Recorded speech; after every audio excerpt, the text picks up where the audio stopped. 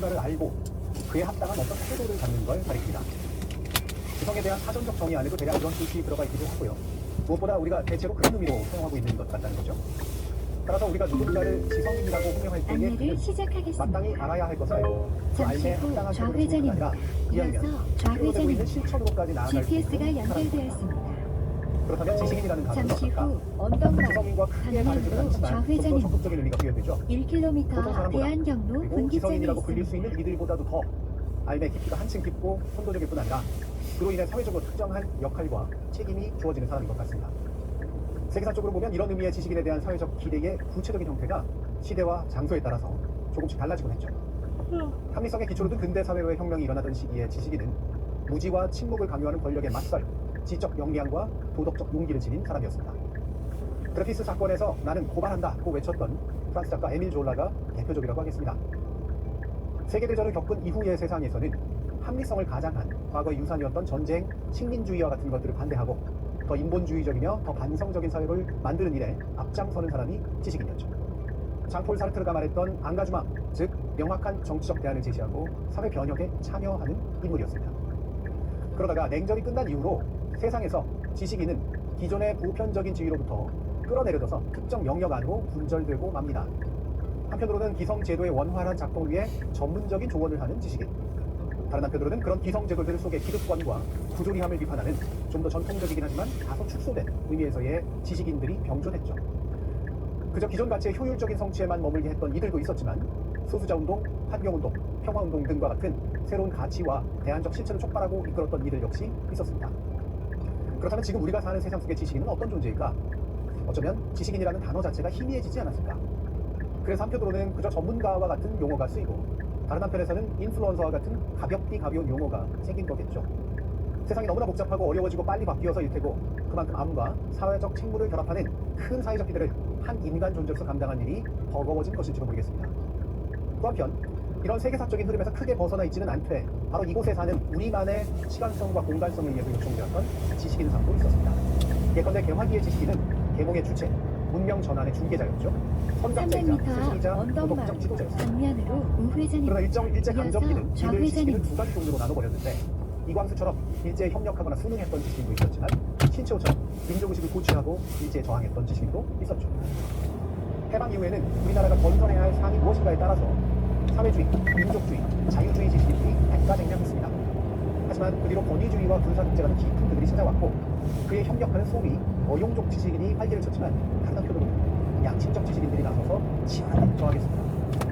지금 우리가 기대하는 정상적이고 양심적인 지식인 상은 바로 이 시기의 영향을 크게 받은 이어서 되었는데요. 좌회전입니다. 이들과 시민이 결합해서 성취한 민주화 이후로 사회적 제도화가 진전됐고 그로 인해 기능적 지식인은 양산되었던 반면 양심적이고 정상적인 지식인의 자리는 난도 축소되었습니다. 잠시 후 그런데 좌회전입니다. 우리 논객 여러분은 신뢰할 수 있는 지식인에 대한 소망과 기대를 완전히 저버릴 수는 없다고 생각하실 것 같습니다. 세상에서 벌어지는 일들에 대해서 납득하기 어렵고 과연 어디로 나아가고 있는지 무엇을 해야 할지 혼란스러울 때마다 바로 이 사람을 호출하고 싶어하는 이유도 아마 그곳에 있습니다. 신년 특별 초대석으로 진행하는 오늘 정준이의 노는 여러분들께 그런 존재가 되어주고 있는 인물, 내란 시기에 고통을 함께 버텨둔 여러 미디어 것들 가운데 가장 지식인상에 가깝다고 할 수 있는 그 인물 유시민 작가와 함께합니다. 정준이의 논 86번째 이야기 지금 시작합니다.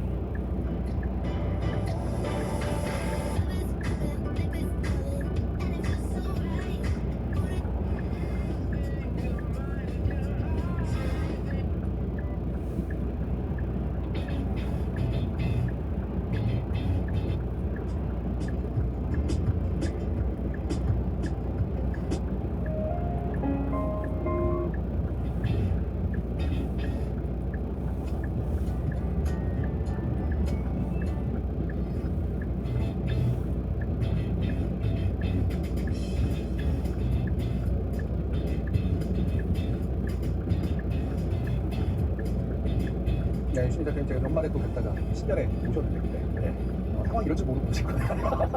뭐 상황이 어떤데? 많은 분들이 막 이제 너무 많이 기다리시는데 그게 이제 당장 혼란스러워 하십니까? 어떤 일들이 벌어지는 거에 대해서 기자들이 말씀하시죠. 잘 불렀다 뭐 이런 그거를 제가 여쭤보려고 원래 섭외했던 건 아니었었는데 어쩔 수 없이 나중에 그냥 현안에 관련된 질문을 드려지고 거의 뭐 특별히 아는 건 없는데 이렇게 물어보세요. 그리고 이제 사전에 질문을 많이 지하차도 받았는데 약속입니다. 집중되는 게 있어가지고 그 내용 질문하고 그 전에 이제 이거 질문이라기보다는 뭔가 요구 같은 느낌이 드는 질문이 하나 있습니다. MJ1호님께서 낚시는 하실 만큼 하셨나요? 라고 질문을 해주셨는데요. 이 얘기는 이제 나오실 때가 되지 않았나 아마 이런 얘기가 300m 지하차도 올 옆길 가을 겨울 초겨울까지 굉장히 변덕스러워가지고 예. 바다에서 300m 지하차도 그래서 옆길입니다. 좋아하셨나요? 계속 못 하고 있어요. 네, 앞으로 계속 또 더 하시고 그럼 MJ님 잠시 후 지하차도 옆길 제가 이제 그런 걸 볼 때마다 작가님의 좋은 말로 한량 모르게 좋아해요. 네, 그러니까 이제 주요한 말이면서 이것저것 막아주는 이야기가 사람을 만드는 그런 좋아하시는 분이라는 이게 속상한 PC 막 달려가 아니고 그런 기질이 좀 있긴 살이더라. 방송과 방송을 해서 그럴 때가 되게 좋습니다. 500m 회전 교차로에서 2시 방향입니다. 이게 시간이 돼야 되거든요. 시간을 좀 오래 보여주면 딱 시간 걸어줄 때입니다. 300m 회전 교차로에서 2시 방향입니다. 다 합쳐서 다 참. 너무 많아. 잠시 후 회전 교차로에서 2시 방향입니다. 제가 보는 데는 지금까지 전방에 과속 방지턱이 있습니다. 이제 어떤 환경을 만나느냐에 따라서 사람 안에 있는 여러 기질, 성향 이런 것들 중에서 어떤 것들이 주로 이제 또 구술되냐 영향을 좀 받는 것 같아요. 저는 이제 우리나라의 일당 GDP가 60달러씩 내놨거든요. 굉장히 큰 한국 출신이에요. 표준국에 태어나서 선진국까지 이렇게 왔기 때문에 또 그때 국제시장 외쳐줄 수 있는 가가지고 그 과정에서 이렇게 뭐랄까요? 어쩔 수 없이 세상하고 부딪히면서 어떤 면은 좀 못 나오고 또는 덜 나오고 어떤 면은 좀 많이 나오고 그렇게 됐던 것 같아요. 그게 인생이 꼭 마음대로 사라지는 건 아닌 것 같더라고요. 그러니까 그다음 살죠. 애초에 그 처음 우리 사회에 등장하셨을 때에 항상 요즘은 되게 투사적인 정치 활동할 때 잠시 잠깐이면 이제 생각해 계셨다가 거꾸로 있는 세계에서 그러다가 또 한정도 정치인선에 이런 이제 되게 좀 그쪽 길을 걸으셨던 분들도 걸으셨으려고 생각되지는 않고 되게 좀 다채로운 면이 있었어요. 근데 이런 게 의도해서 하신 건 아닌 것 같지만 반응이셨으니까 그래도 나름의 계획이라고 말씀드립니다. 계획 같은 거는 별로 없이 살았던 것 같습니다. 돌이켜 보면 이게 제가 어렸을 때는 무슨 계획을 세울 수 있는 사회가 아니었던 것 같아요. 제 생각에. 그러니까 뭐가 닥치면 그 닥친 상황 속에서 이런 걸 해야 되네 그런 거 하고 근데 그게 꼭 즐거운 일만 생기는 게 아니라 이제는 좀 안 해도 되겠네 싶고 아무도 못 하다가 그다음에 또 외국을 좀 해야 되겠네 하고 하고 그런데 생각해보면 이제 살면서 이렇게 약간 좀 비굴해지기 싫어하는 그런 것들이 있었던 것 같아요. 어렸을 때 20살, 19살, 20살, 21살인데 걱정을 뭐 하고 이랬던 것도 좀 비굴한 것 같아서 해봤자 안 된다는 건 아는데 그냥 가면 좀 비굴한 것 같아서 인생이 뭐 하는 건가 보다 해서 이렇게 했던 것 같아요. 제가 그런 것도 떠나서 살다가 잠시 다시 뛰어들어오면 6, 7년 전이죠. 조국 사태 2019년에 열었네요. 그거 들었을 때 500m 70km 과속 단속 구간입니다. 그래서 그 싸움을 시작을 해서 윤석열 씨가 검찰총장이 됐을 때가 한 6년 전부터 싸운 것 같아요. 작년 연말 500m 오른쪽 작년 도로입니다. 연말 작년 계속 끝나는 거 보고 이제 그 싸움이 빨라지겠구나 생각하면서 잠시 후 70km 과속 단속 구간입니다. 지난 한 6개월 300m 앞 오른쪽 도로입니다. 이제는 뭐 안 해도 내가 피곤하게 그래서 잠시 후 오른쪽 도로입니다. 예선 끝나고 나서 그렇게 이제 그런 300m 앞 우회전입니다. 말씀을 듣고 저도 그런데 제가 뭐 지켜보는 입장에서 그런 느낌이 안 나오셔도 된다고 생각하셨을 때 저희가 좀 잠시 후 우회전입니다. 마음을 드러내신다고 하면 나가주는 게 아닐 때도 있고 뭐 이런데 굳이 나오시는 이유가 있는 것 같다. 그게 약간 그랬어요. 전두환 처음 나왔을 때 그런 느낌이었어요. 저는 500m 회전 교차로에서 경기도 사격장 양강면 사무소 방면 12시 방향입니다. 뭐 질량 듣고 있다가 며칠 지나고 나서는 이게 전두환이 그때 완전히 막 13개 달고 나타나고 2개인가 달고 나타나서 갑자기 목이 힘들고 이렇게 말하기 시작했을 때부터 깡통이 시작됐거든요. 생각이 나서 300m 앞 회전 교차로에서 경기도 사격장 양강면 사무소 방면 12시 그렇게 했던 것 방향입니다. 같아요. 그때도 그 데이터가 막 1979년도에 겨울에 전두환을 첫 텔레비전에서 물을 봤을 때거든요. 전남 전방에 과속 방지턱이 있습니다. 싸움을 어쩔 수 없지만 하긴 해야지. 그래서 다행히 잠시 후 회전 교차로에서 경기도 사격장 양감면 사무소 방면 12시 방향입니다. 개인적으로 그랬던 것 같아요. 그러니까 그런 면이 이게 그런 상황이 안 생기면 그냥 전방에 과속 방지턱이 있습니다. 지금 마늘 고양이들 호빵 이동을 하면서 일부러 제가 읽어드리니까 여러분들이 많이 지금 올리시는 마늘이나 이런 거를 진짜 생생하게 좀 나누고 싶어서 내가 그때 만든 어떤 분이 또 갑자기 눈물이 날 것 같으니까 말씀해 주시니까 다음 안내까지 직진입니다. 이게 이제 왜또 보셨었냐면 제가 지금 보고 싶거든요. 예, 저 나바라고 하네요. 예, 그러니까 이제 내란을 견뎌내는 과정에서 사실 과거하고 되게 좀 달라진 양상이 있다면 이렇게 실시간으로 미디어를 통해 만나서 유튜브 막 댓글도 교환하고 전방에 과속 방지턱이 있습니다. 엄청나게 중요했다는 거예요. 그러니까 신경 안전이라는 걸 강력하게 넣으셨거든요. 근데 이제 아까 저 운행 할때 지식이라는 개념에 대해서 말씀하시고요. 밖에서 봤는데 그 시대가 끝난 것 같아요. 네. 그러니까 지식인의 시대가 지나간 것 같아요. 한 100년 정도가 아까 소개하시던 프랑스에서 일어났던 드레피스 사건, 그게 여기 우리가 동학혁명 날 때가 여기 그런 생긴 게 정확히 거기 만든 시기인데 그때 처음으로 프린트 매체, 인쇄 매체가 파리에서만 수천 개가 발행됐어요. 그럼 이제 늘 앉아서 말씀하시지만 100% 전파 언론이었거든요. 근데 그 베네수엘라가 노로르라는 조그만 발행 2만 부밖에 안 되던 그 신문에 나는 고발한다를 쓰면서 그 신문이 하루에 30만 부밖에 팔리는. 근데 그때부터 시작해서 한 100여 년 동안이 주로 인쇄 매체, 라디오, 텔레비전, 이 아날로그 매체의 아날로그 시대의 맨 끝에 있던 미디어들. 여기가 전방에 과속 방지턱이 있습니다. 그때 전체제가 민주주의 체제가 자리를 잡았고 여론 시장이 형성이 그 여론 시장에서 이 미디어를 우리가 지금 올드 미디어라고 하는 이 아날로그 미디어를 통해서 사회 전체를 전환하면서 사람들에게 무엇인가를 얘기해 줄 수 있는 사람, 사회 전체에 대한 책임감을 공유하면서 우리 공동체의 문제에 대해서 발언하는 사람, 이 사람들은 지식인, 인텔리겐트 사람들. 전방에 과속 방지턱이 있습니다. 지금은 어떤 지식인에게 권위를 구해서 그 사람을 듣는 게 아니고 평소에 그 사람이 얼마나 유명하든 안 하든 인기가 있으면 없었든 혹은 뭐 사람들이 좋아했든 안 했든 상관없이 어떤 사안에 대해서 어떤 문제에 대해서 그 사람이 하는 말이 옳다고 여기면 사람들이 있고 아니다 싶으면 그게 구별을 안 하는 시대가 있습니다. 지성이 있긴 있는데 꽤나 지금 있죠. 500m 30km 신호 위반 과속 단속 지금은 구간입니다. 저는 아날로그 시대의 개념으로서의 지식인은 이미 존재하지 않는 존재하지만 그런 의미를 갖고 있지 않다. 이렇게 어떤 지위나 이런 거 무관 전방에 과속 방지턱이 있습니다. 사람 교수는 아니냐, 무슨 연구기관에 몸을 담고 있냐, 잠시 후 어린이 보호구역입니다. 제한 속도를 준수하세요. 이제는 그 사람이 내놓는 메시지가 얼만큼 대중에게 받아들여지냐, 반영받느냐가 영향력을 결정하는 시대. 그러니까 인플루언서라는 말이고 나쁜 말이 아니죠. 그렇죠. 그 자체는 중립적으로 보면 그렇죠. 전방에 과속 방지턱이 있습니다. 그래서 옛날 지식인을 그리워해봐야 별로 소용이 없고요. 그리고 그렇게 위상을 잃어버린 것에 대해서 많은 지식인들, 잠시 후 이제 아날로그 시대에 대한 30km 신호 위반 과속 단속 작가 이런 구간입니다. 사람들, 작가, 혹은 문화인 이분들 중에는 세상이 왜 이렇게 됐지 비판하는 분들이 있지만 그런 시대는 100년밖에 없었어요. 어차피 30만 년 중에 호미사피엔스. 그렇게 너무 아쉬워할 건 아니지 않을까. 그리고 저는 최욱 씨 같은 분이 많은 분들에게 그 뉴스 서비와 관련해서 그 기자비 역할을 인정받고 이거는 되게 좋은 일이라고 봐요. 그리고 이걸 살짝 더 들어가 보면 이게 이제 아마 이른바 제가 지금 표현하셨었던 기성 언론이라든가 또는 학계에 있는 사람들이라든가 그 지식 커뮤니티가 잠시 존재했을 때 권위와 권력을 얻었던 사람들이죠. 어마어마했죠. 그때. 그러니까 물론 내용도 결과적으로 뭐 효과가 있을 수도 있겠지만 애초에 사실 이 백그라운드가 중요했던 그런 시대였었고 그러니까 이제 이분들이 가장 지금 시대를 되게 좀 냉소적으로랄까 아니면 되게 박탈감을 느끼는 상태가 벌어지게 바로 정확히 그 이유 때문인 거. 그 이해는 돼요. 그런 박탈감을 느끼는 거. 자연스럽게 느낄 수밖에 없죠.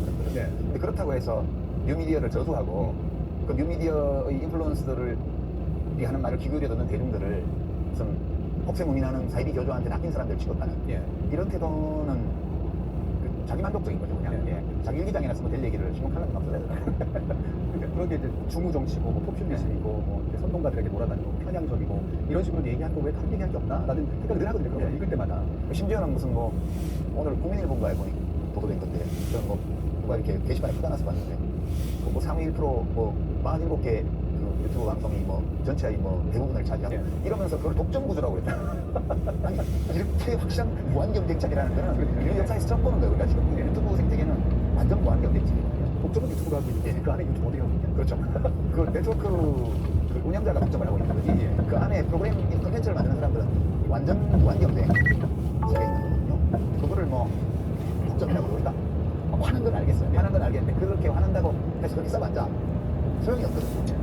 저는 공화정이 대세를 장악할 때 왕정 복고주의자들의 행태를 보는 것 같은 그런 느낌도 많이 받아요. 그러니까 이게 지위상실과 박탈감, 사실은 과거에 자신들이 실력을 얻었다기보다는 이제 국적적 지위나 배경 때문에 얻었던 그런 능력인데 그 기술적 조건 때문에 그분들이 주로 무턴도 가졌던 거고 그동안에 좋았어 이렇게 얘기하고 이제부터는 무한정 계속 그러셔야 돼요. 그러니까 이거를 박탈감이나 절망감을 합리적으로 자신들이 성찰해 봤다면 그 이유를 알 텐데 그게 아니라 비합리적으로 정당화를 하다 보니 대중을 욕하거나 그걸 잘하고 있는 사람들을 욕하는데 이런 상태가 되는 그러니까 비평 같은 것도 언론의 한 기능인데 사실 보도가 비평으로 이루어지잖아요.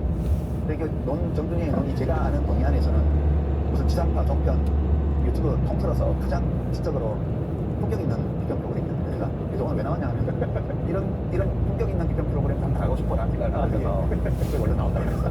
그러니까 이 하면 돼요. 지금이라도 좀 너무 가식적이잖아요. 지금 종편은 말을 하기도 없고 KBS MBC가 공중파조차도 우리 안에 존재하고 있는 이 문제를 정면으로 대면을 안 하려고 그래요. 논의를 안 해요. 그러니까 김어준을 절대 못 불러내요. 네, 그렇죠. 그 무슨 불가촉 천민도 아닌데 왜 이렇게 현실을 외면하고 있는지 모르겠어요. 그러니까 품격 있고 수준 높은 비평 프로그램 자체가 없습니다. 지금 공중파에 안타깝죠. 왜 그 어마어마한 시설들 설비들을 갖고 있으면서 낭비하고 있는데 근데 넌전적 분께서 얘기했는데 당신들의 시대는 지난 알 텐데 지금 아직까지는 자원과 인력과 그런 설비를 갖추고 있으니 그래서 돈도 있으니 그거를 최대한 써봐라 그 얘기를 했는데 이 면역이 훅하고 지나가고 있습니다. 잘안 되는 거. 500m 10시 방향입니다. 지금 이제 만두님이 국민학생이라고 유시민자가 정신이 사랑하고 존경한다. 맞으시다면 저희가 사랑하고 존경합니다. 이걸 보고 계시다. 그냥 만두가 아니라 만두도 이게 누가 아마 조국 장관 관련된 사태 300m 10시 방향입니다. 그때 지금의 이제 인상적으로 남겼던 말씀이 이제 오용지식인데 반어적인 표현. 반어적인 사람들이 이거를 진짜 다큐로 봤다. 왜냐하면 정부를 조금이라도 우호적으로 얘기를 해주면 어용이라고 손가락질을 하니까 사람들을 못하잖아요. 나는 어용이라는 손가락질을 받더라도 내가 72B를 하려서 잠시 후 라고 10시 얘기했는데 그거를 약간 냉소적으로 제가 어용지식이 되겠다고 얘기를 했는데 예. 진짜 못 알아듣는 건지 못 알아듣는 척 하는 건지 모르겠어요. 예. 그 지금도 그렇게 정색하고 예. 한때 어용지식인이었다고 그렇게 예. 저를 오용이란 말이 사실 그 민주화 시대 때 이제 쓰던 말이니까 그걸 가져다가 쓴 거잖아요. 근데 이분들은 전 아마 정말 그러다 정말 어떤 욕망이나 질투에 눈이 멀면 지식이 떨어지는 것 같은데 저희 입에서 그 말이 나오기 바랐거든요. 스스로 이제 되게 인정이고 어용에서 내가 돈을 받기를 했어요. 정부 사업을 발주를 나누기를 했어요. 내가 무슨 자리를 받았어요. 그러니까 오용의 본질이 바로 전방에 그렇죠. 과속 이익을 따먹는 게 방지턱이 있는데 있습니다. 그래서 저는 소신껏 내 생각을 얘기하겠다. 이것이 정부를 옹호하는 걸로 비치더라도 나는 상관없다. 네. 욕하려면 나를 어용이라고 욕하면 개의치 않겠다. 500m 라고 말했어요. 우회전입니다. 그건 되게 중요한 거였는데 근데 제가 그 얘기를 듣고 약간 말씀해 주신 걸 듣고 제 약간 부담이 있고 사라집니다. 저렇게 나대는 놈이 있으니까. 괜찮겠다는 거죠. 왜냐면 확실히 그런 게 있었거든요. 그러니까 비판적 지식이면서 하지만 비판적 지식에 어떤 방향과 맞는 정부가 있을 수 있고 그렇죠. 그다음에 정책 정당이 있을 수가 있는 건데 그거를 내가 옹호하는 게 300m 우회전입니다. 이런 생각을 계속 하고 있는데 나서는 걸 돈을 만들었으니까 어떤 면에서 오히려 그게 약간 풀어주는 느낌이 있어요. 두려워하지 말자는 거죠. 예. 그 지금도 저는 그 대학에 계신 분들이라든가 또 지식들을 가지고 계신 분들이 잠시 그런 걸 이제 후 버릇을 우회전입니다. 이게 내가 누구하고 같은 라인에 있을까봐 그렇게 비칠까봐 내가 옳다고 생각하는 게 그렇게 못하는 현상. 예. 제가 노래 나오게 된 중요한 이유 중에 하나도 저는 제 생각을 말하는 건데 그게 마치 누구와 비슷할 수도 있다. 그렇죠. 네. 누구요? 근데 그 비슷하다는 건 내가 내 생각인 거고 혹시라도 달라지면 일부러 달라지려고 얘기하고 있지 않아. 그렇죠. 이 태도를 가지고 이제 논하고 있는 거죠. 저도 그때 알리오 처음 시작할 때 정책 방송을 시작했잖아요. 예. 그때도 그 똑같은 거였어요. 우리는 국가 정책에 대해서 정부 편단다는 뭐 누가 욕해도 개의치 않겠다 이렇게 시작을 했던 거예요. 예. 이게 사실 지금 언론도 그렇고 많은 지식인들이 일부러 그래서 자기하고 좀 결이 맞는 쪽에 실수가 나오면 더 때리죠. 네, 되게 반가워하는 경향이 500m 50km 신호 위반 과속 단속 구간 인증에 좀 좋은 기회라고 난 어려워. 500m 드림테크 산업단지 또 아니고 시친적도 있고 방면으로 좌회전입니다. 네. 그리고 좀 더 이렇게 저는 두 가지 다른 면들이 좀 펼쳐지고 있고 하나는 이런 미디어나 AI 시대에 펼쳐지기 때문에 300m 드림테크 산업단지 방면으로 좌회전입니다. 정보와 지식사이 격차가 주는 거죠. 그리고 막 패턴학습에 어떤 능력이 생기니까 우리가 뭔가를 쫙 공부해서 얘기를 하던 방식이라고 하는 거 이런 것들은 이제는 만약에 독자적인 어떤 지식이라고 한다면 그 지식이라고 주장하기가 좀 잠시 후 50km 신호 위반 과속 단속 구간입니다. 지식이라고 하는 것들을 만지는 사람으로서 잠시 어떤 후 얘기를 할수 있을까? 드림테크 산업단지 이런 이제 도전적인 방면으로 상태에 대해서 좌회전입니다. 있다고 보는데요. 지식소매 상력도 이제 그 식으로 좀 펼쳤습니다. 그리고 좀 내가 책임 입장에서 여전히 작가로서 접근을 지식 같은 이런 상태는 어떻게 좀 스스로 돌파해 나가는 건지. 500m 좌회전입니다. 이어서 목적지 부근입니다.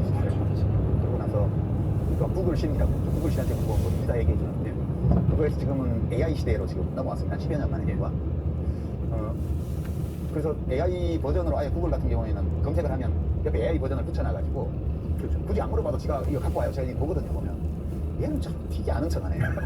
잘 알지도 못하면서 틀리기도 많이 아무 편나 막 갖다 놓고 있어. 그래서 제가 한번 구글한테 그걸 물어봤어요. 그 구글 AI한테 1974년 4월 9일, 4월 8일 날 소위 인혁당 재건이 피고인 8명에게 상고 기각을 하고 사형을 확정했다. 그 다음날 새벽에 4시 반부터 8시 반까지 8명을 30분 간격으로 사형시켰거든요. 확정이가. 그때 대법원 판사 전원 합의체를 해서 했는데 13명. 판사 이름을 좀 물어봤어요. 반도 못 맞히더라고요.